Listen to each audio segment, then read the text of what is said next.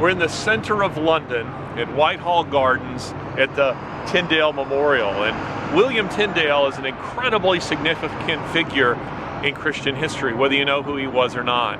Tyndale, contrary to the law of the time, he translated the Bible, the New Testament, into English in 1525. He was an outlaw for that. If he was caught, he'd be burned at the stake. And Tyndale had made it his mission in life to give the plowboy, as he put it, as much knowledge of the Word of God as the clergyman.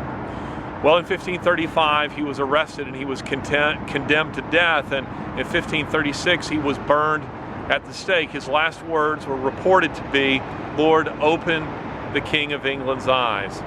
And that prayer was answered, because the following year, at the King's order, Bibles were placed in churches throughout England. Now that king was Henry VIII, no other than Henry VIII. And the tradition that we have in churches, where you see that big Bible on the table down front, on a table in front of the pulpit, that tradition began as a result of Tyndale. You see, when the king ordered that Bibles be placed into all the churches, he doesn't mean in the pew in front of you in a neat little shelf.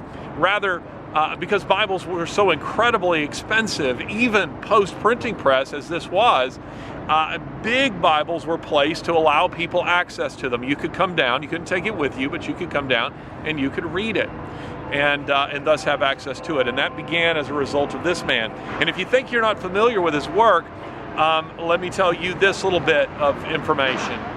The King James Version of the Bible, the New Testament of the King James Version, is 90% Tyndale verbatim. So Tyndale was very important indeed. God rest his soul.